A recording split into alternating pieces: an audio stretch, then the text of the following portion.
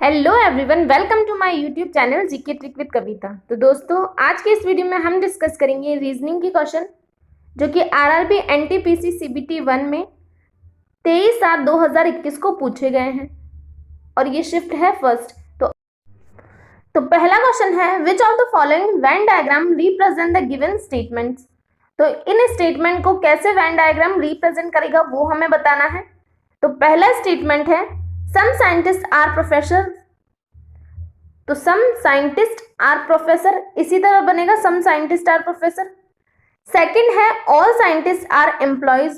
तो all scientist are employees, तो ये साइंटिस्ट है, ये सारे कौन है, एम्प्लॉय है। आगे बोला है ऑल प्रोफेसर आर एम्प्लॉय, तो सारे प्रोफेसर भी कौन है, एम्प्लॉय है। तो सारे साइंटिस्ट भी एम्प्लॉय है, प्रोफेसर भी एम्प्लॉय है। तो अगर हम इनको बना ले ऐसे, ये साइंटिस्ट हो गया, इसमें कुछ प्रोफेसर है और ये दोनों ही कौन है, एम्प्लॉय के अंदर है सारे ही। तो हम इस तरह बना सकते हैं इसको। तो ऐसा हमारा बन रहा है ऑप्शन नंबर 3 में। नेक्स्ट, तो अगला क्वेश्चन भी हमारा वेन डायग्राम से है।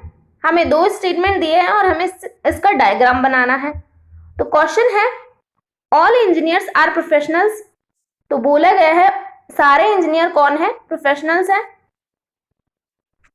आगे बोला है no professional is a doctor. तो प्रोफेशनल का डॉक्टर से कोई रिलेशन नहीं है, नो का रिलेशन है, तो यहां पर अलग आ जाएगा, ये इनके बीच में कोई भी रिलेशन नहीं है। तो ऐसा हमारा कहां पर बन रहा है, डायग्राम बी में ऐसा बन रहा है। तो यही हमारा आंसर होगा बी।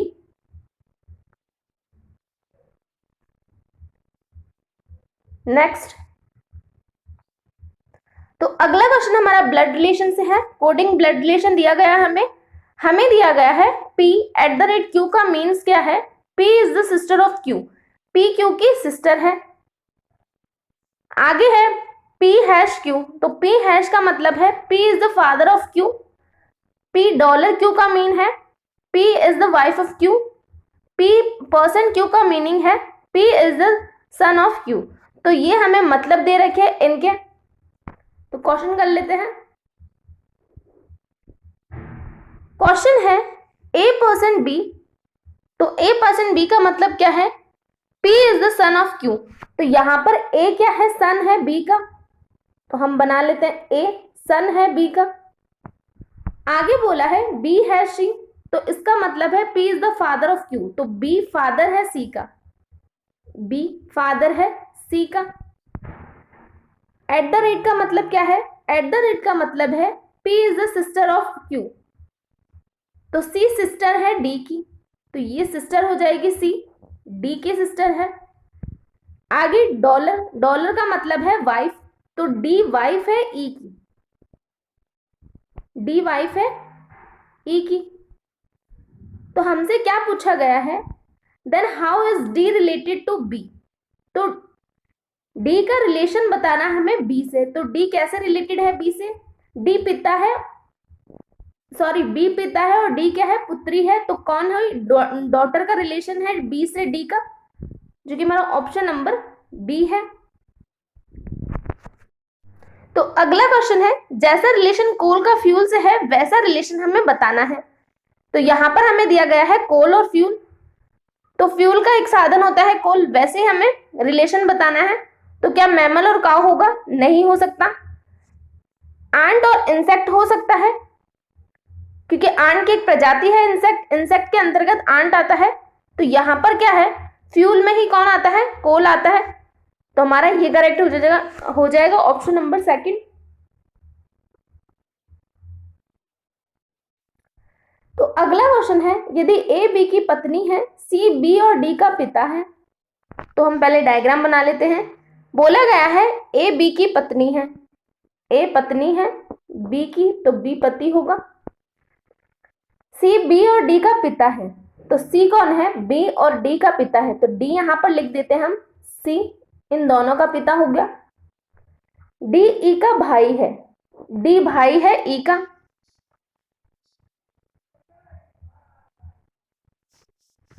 आगे बोला है E M की इकलौती बेटी है, E M की इकलौती बेटी है, तो ये बेटी हो गई, M इसकी मां हो गई। तो एम ए से किस प्रकार संबंधित है? तो एम और ए में क्या रिलेशन होगा? एम की बहू है ए, तो क्या हो जाएगा ये? ऑप्शन से देख लेते हैं। पहला ऑप्शन है पिता, तो ये तो नहीं होगा। सेकंड बोला है पति की माँ, तो पति की माँ हो जाएगी ये। ए का पति है बी और बी की माँ है एम, तो ऑप्शन नंबर बी हमारा करेक्ट हो जाएगा।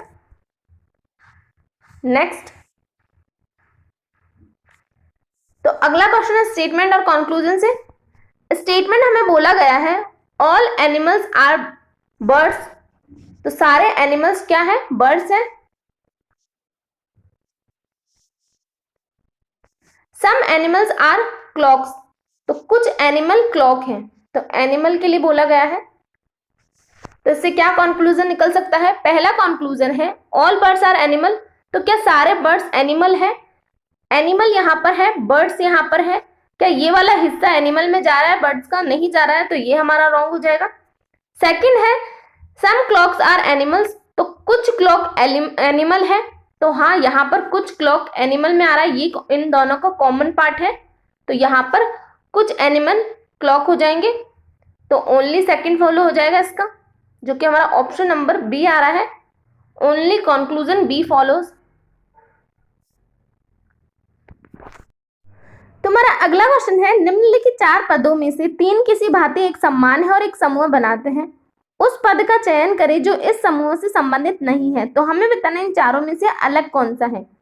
तो हम सबसे पहले अल्फाबेट के नंबर लिख लेते हैं। तो बी होता है 2, यहाँ पर है 4, एफ होता है 6, तो यहाँ पर क्या चल रहा है? +2 का डिफरेंस चल रहा है।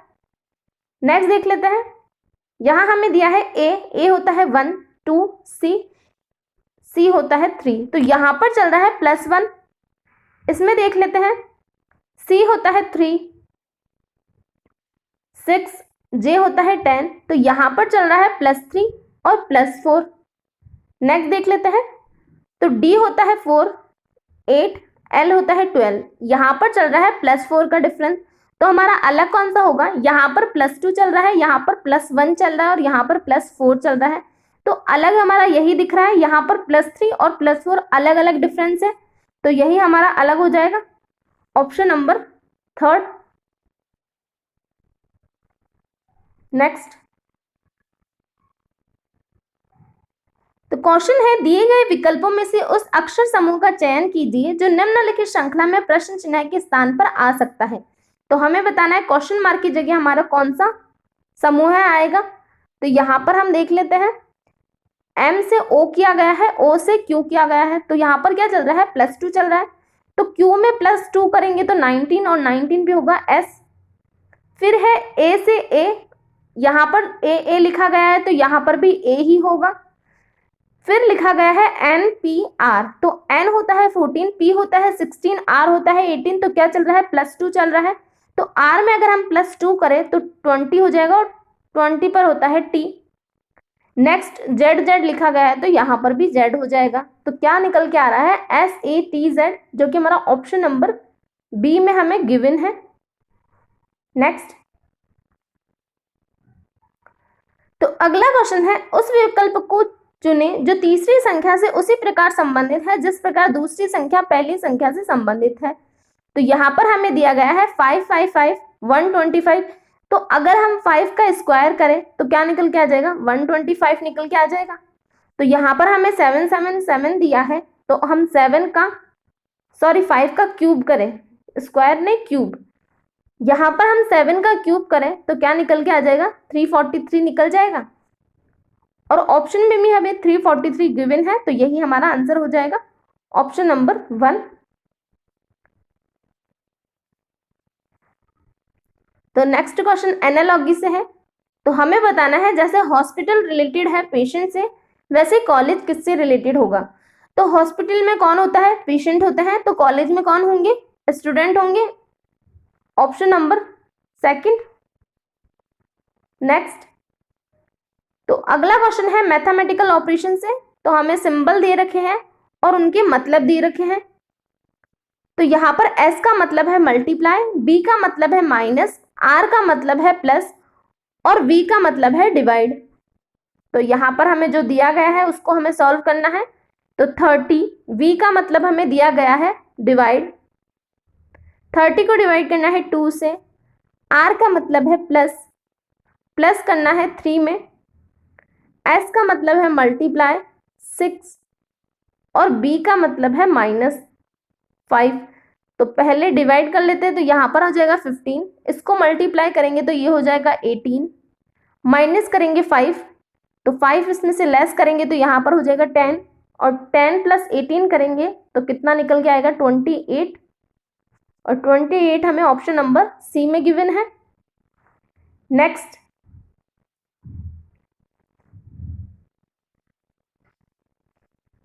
तो अगला क्वेश्चन है निम्नलिखित समीकरण को सही करने के लिए किन दो संख्याओं को परस्पर बदलना होगा। तो यहाँ पर 100 लाने के लिए हमें दो संख्याओं को आपस में इंटरचेंज करना है। तो हम देख लेते हैं कौन सी संख्या को करें कि हमारा 100 निकल जाए। तो यहाँ पर हमें 87 डिवाइड और मल्टीप्लाई को हम पहले देखेंगे। तो 87 डिवाइड बाय किया गया है 44, तो 87 का डिवाइड 44 में तो नहीं हो सकता, तो इसका मतलब यहाँ पे पॉइंट में आंसर आएगा अगर हम इसको यहीं रहने देते हैं। तो अगर हम 44 को चेंज करें तो 44 वाला ऑप्शन एक तो ये है और एक ये है, क्योंकि 44 तो चेंज होगा ही, क्योंकि यहाँ पर डिवाइड में हमें क्या दे रखा है 87 डिवाइड बाय 44 दिया है, तो यहाँ पर पॉइंट में आंसर आएगा अगर हम इससे डिवाइड करते हैं, तो ये तो चेंज होगा ही। तो यहाँ पर हमें दो ऑप्शन गिवन है 44 वाले। तो हम पहले ऑप्शन देख लेते हैं 44 और 29 को। तो 29 को डिवाइड करेंगे 87 से तो कितना निकल के आ जाएगा, ये जाएगा 3 टाइम जाएगा यहाँ से। तो यहाँ पर हमारा कितना आंसर आ रहा है, यहाँ पर आ रहा है 3, इसको मल्टीप्लाई करेंगे 25 से, फिर यहाँ पर प्लस किया गया है, प्लस करेंगे 19 से और माइनस हो जाएगा यहाँ पर, और यहाँ 29 की जगह हो जाएगा 44। तो अब करके हम देख लेते हैं। तो ये हो जाएगा 75, माइनस करेंगे 19 और प्लस करेंगे 44। तो 19 इसमें से लेस करके देख लेते हैं हम, ये हो जाएगा यहाँ पर निकल के आएगा 5 और यहाँ बचा 3। तो 25 यहाँ से निकल रहा है और 75 यहाँ पर है, तो 25 में प्लस करेंगे 75 तो कितना निकल जाएगा, 100 निकल जाएगा। तो यही हमारा आंसर हो जाएगा ऑप्शन नंबर बी। तो ऐसे क्वेश्चन में हमें क्या चेक करना होता है, सबसे पहले हम डिवाइड के नंबर को देखेंगे क्या डिविजिबल है, उसी को चेंज करेंगे सबसे पहले, तो यही हमारा आंसर हो जाएगा। नेक्स्ट,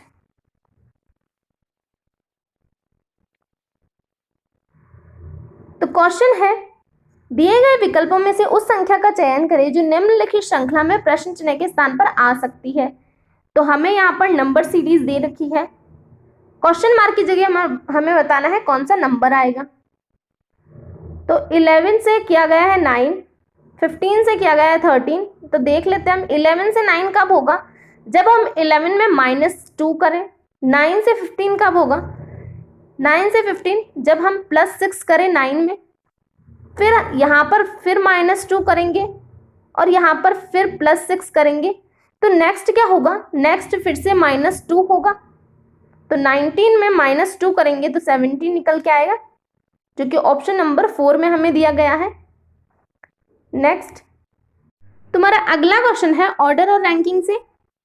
तो क्वेश्चन है 24 विद्यार्थी एक पंक्ति में बैठे हैं, F दाएं छोर से 17वां है और R बाएं छोर से 19वां है। F और R के बीच में कितने विद्यार्थी बैठे हैं। तो इस टाइप के क्वेश्चन में दो पॉसिबिलिटी बनती है, एक तो नॉर्मल केस की और दूसरा ओवरलैपिंग के केस की। तो सबसे पहले हमें ये चेक करना होता है ये नॉर्मल केस है या ओवरलैपिंग का केस है। तो हम जान लेते हैं नॉर्मल केस कब होगा और ओवरलैपिंग का केस कब होगा। तो पहले नॉर्मल केस देख लेते हैं। नॉर्मल केस में क्या होता है, जो टोटल स्टूडेंट होता है उसकी संख्या ज्यादा होती है, जो हमें यहाँ पर लेफ्ट और राइट गिवन होता है उससे, तब क्या होगा, ये नॉर्मल केस होगा। तो ओवरलैपिंग के केस में क्या होता है, यहाँ पर जो टोटल स्टूडेंट होते हैं उनकी संख्या कम होती है लेफ्ट और राइट से, ये होता है ओवरलैपिंग का केस। तो तो हम पहले देख लेते हैं कौन सा केस है ये। 17 प्लस करेंगे 19 तो कितना निकल के आएगा, ये निकल के आ जाएगा 36 और यहाँ पर 24। तो क्या निकल के आ रहा है, ये लेफ्ट और राइट पोजीशन ज्यादा है, तो क्या हो जाएगा, ये ओवरलैपिंग का केस हो जाएगा। तो अब हम इसको सॉल्व कर लेते हैं। तो ओवरलैपिंग के केस में हम क्या करेंगे, जो हमारे पास दे रखा है इसमें से 36 में से हम लेस करेंगे टोटल स्टूडेंट को, कितना निकल के आएगा 12। इस 12 में से हम क्या लेस करेंगे, इस 12 में से हम लेस करेंगे 2 को, तो हमारा निकल के आ जाएगा 10। तो ये 2 कहां से आया वो हम जान लेते हैं। जो हमारा यहाँ पर स्टूडेंट दे रखा है, यहाँ पर ये दाएं छोर से 17 हो जाएगा और ये बाएं छोर से 19 हो जाएगा। अब ये ओवरलैप किया है, यहाँ से इसको ओवरलैप करते हुए गया है और ये भी यहाँ से ओवरलैप करते हुए गया है, तो इसमें ये स्टूडेंट वापस से काउंट हुए हैं। ये दोनों ही स्टूडेंट क्या होंगे, ऐसे केस में वापस काउंट होते हैं, इसीलिए हम इस 2 को लेस करते हैं। हमें क्या चाहिए, इनके मिडिल के नंबर चाहिए, लेकिन यहाँ पर ये 2 वापस से काउंट हो जाते हैं, इसीलिए हम यहाँ पे 2 को लेस करते हैं ओवरलैपिंग के केस में। अगर नॉर्मल केस हो तो हम सीधा टोटल स्टूडेंट में से लेफ्ट और राइट पोजीशन को लेस कर देंगे, तो हमारा मिडिल के स्टूडेंट निकल जाएंगे। तो अभी हमारा आंसर आ रहा है 10, ऑप्शन नंबर 4। Next question. तो अगला क्वेश्चन है, किसी विशिष्ट कूट भाषा में एयरपोर्ट को ये लिखा जाता है, तो एनालॉगी को क्या लिखा जाएगा। तो हमें बताना है एनालॉगी का कोड। तो यहाँ पर हम देख लेते हैं किस लॉजिक से लिखा गया है। यहाँ पर हमें दिया है ए की वैल्यू होती है 1, I 9, R 18, फिर दिया है P 16, O हो जाएगा 15, R हो जाएगा 18, T हो जाएगा 20। यहाँ पर A1, R 18, O 15, T 20, I 9, P 16, R 18।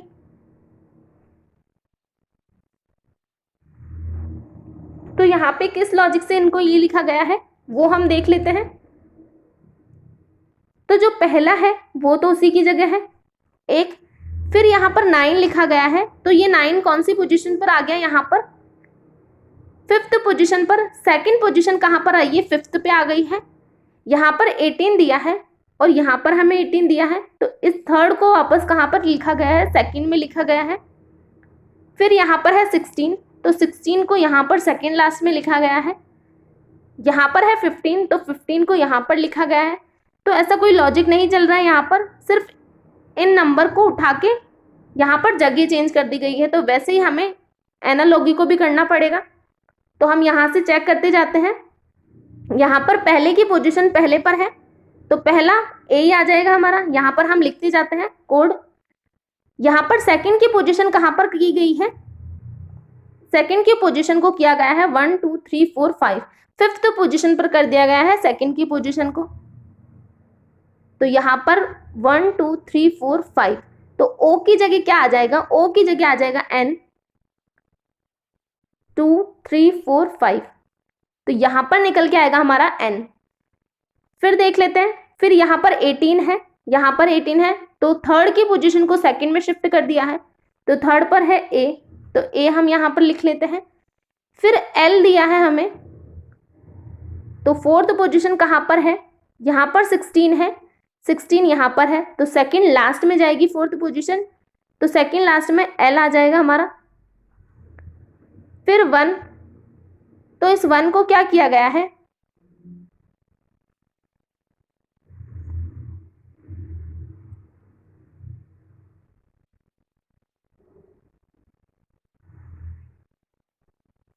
तो इस 1 के लिए यहाँ पर 20, सॉरी यहाँ पर ये पूरा 15 है, 1 नहीं है, तो यहाँ पर 15 को थर्ड पोजीशन पर लाया गया है।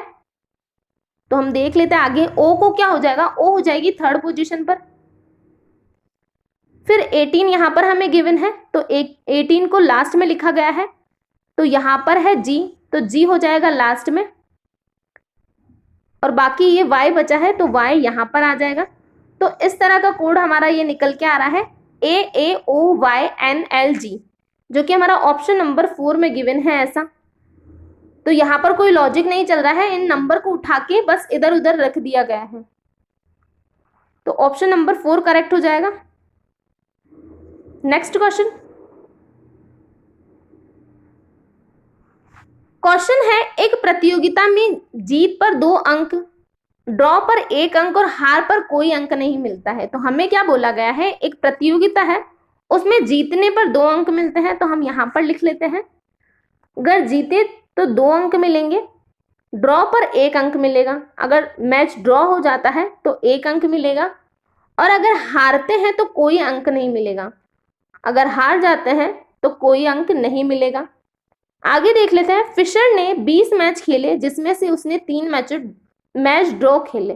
तो फिशर ने 3 मैच खेले जिसमें से 3 ड्रॉ खेले, तो मतलब यहाँ पर उसके 3 नंबर तो फिक्स हो गए, 3 तो उसको मिलेंगे ही मिलेंगे।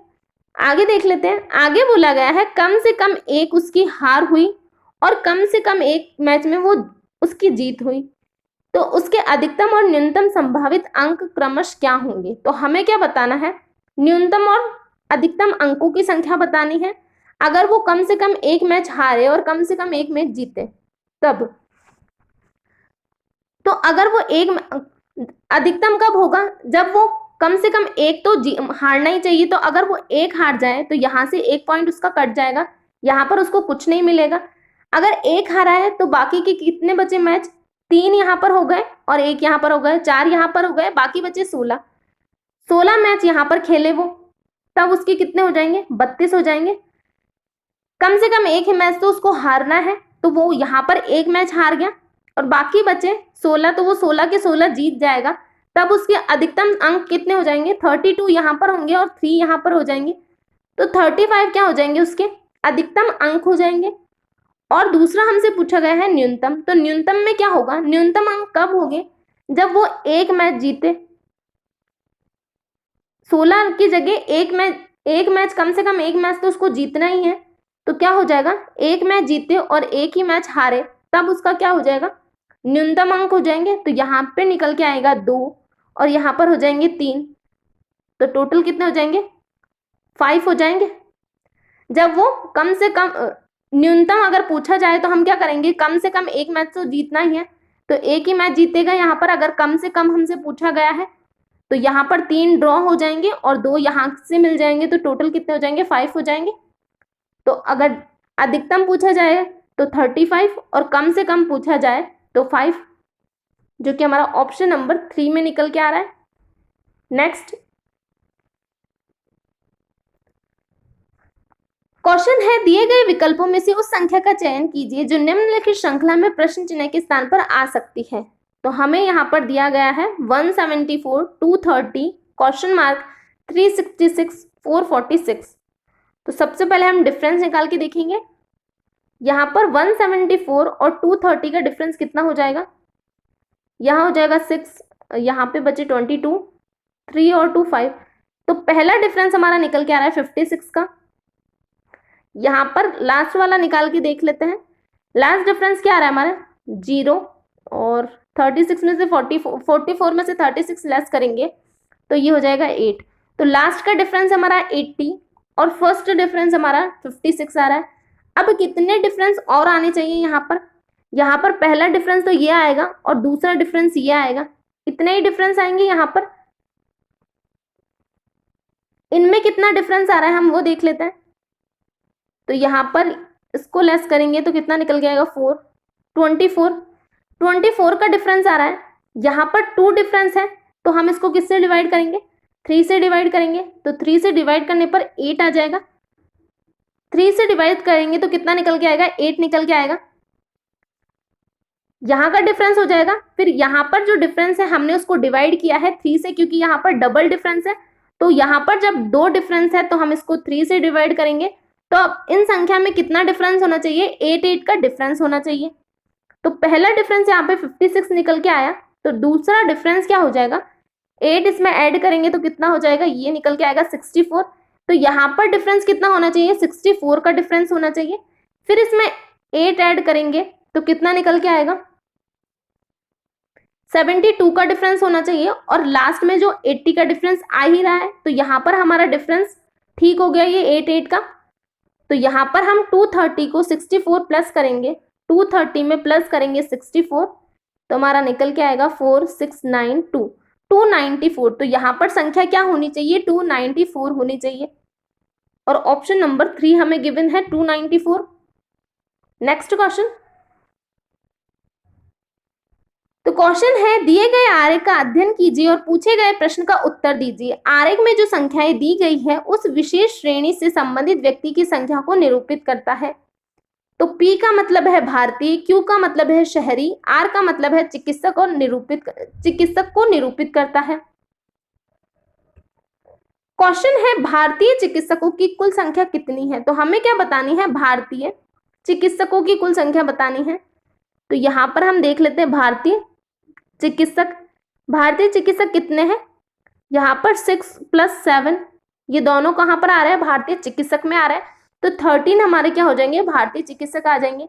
इसमें हमने यहाँ पर इन तीनों को कॉमन पार्ट भी ले लिया है, जो कि क्यू जो कि शहरी है वो कॉमन पार्ट भी इसी में ले लिया है, क्योंकि हमसे क्या शहरी के लिए मना नहीं किया गया। अगर हमें शहरी के लिए मना किया जाता, अगर हमसे क्वेश्चन पूछा जाता भारतीय चिकित्सक की कुल संख्या लेकिन वो शहरी नहीं हो, तब हम क्या लेते, तब हम सिर्फ 6 लेते।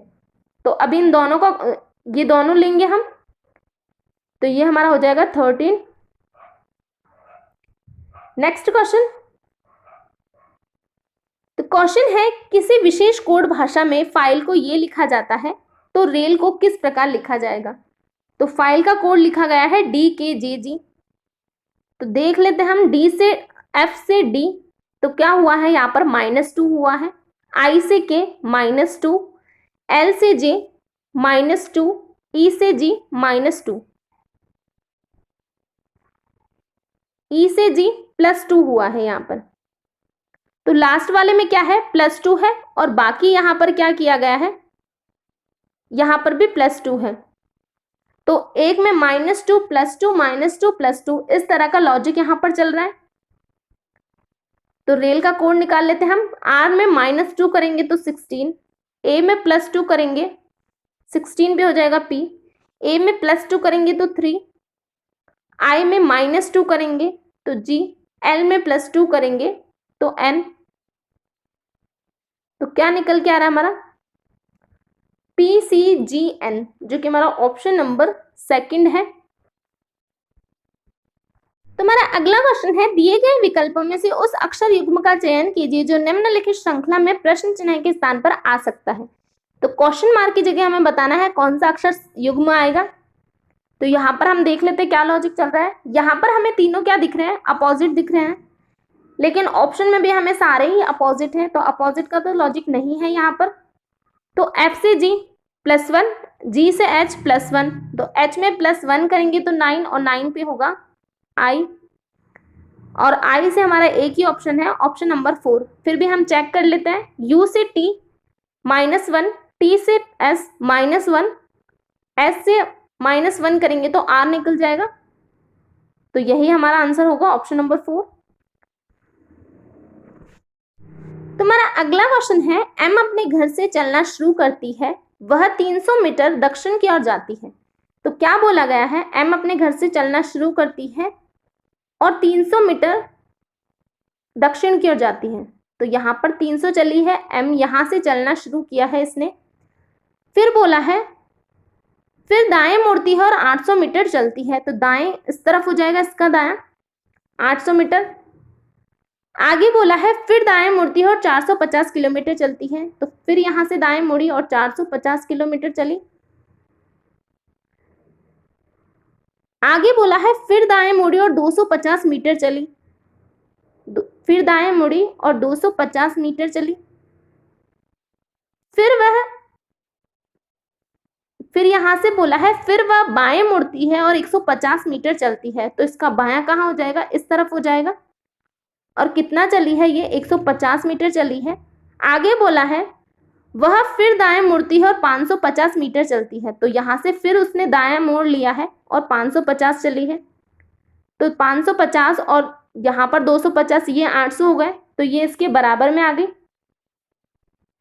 यहाँ से ये बराबर में है क्योंकि यहाँ पर 550 है और यहाँ पर 250 है और यहाँ पर 800 है, तो ये लाइन और ये लाइन सेम हो जाएगी। तो हमसे क्या पूछा गया है, हमसे पूछा गया है अपने घर तक सबसे छोटे मार्ग से वापस आने के लिए उसे किस दिशा में और कितनी दूर चलना होगा। तो छोटा मार्ग क्या हो जाएगा उसका घर का, यहां से यहां पर है उसका घर, छोटा मार्ग तो यही होगा।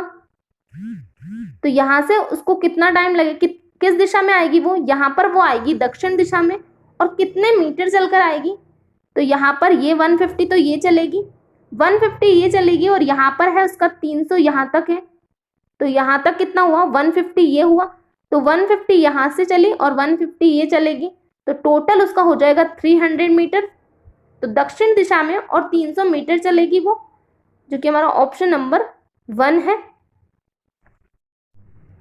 तो ये आज का लास्ट क्वेश्चन है, और ये क्वेश्चन आपकी होमवर्क का क्वेश्चन है, इसका जवाब आपको कमेंट बॉक्स में देना है। तो आज के लिए इतना ही, थैंक यू।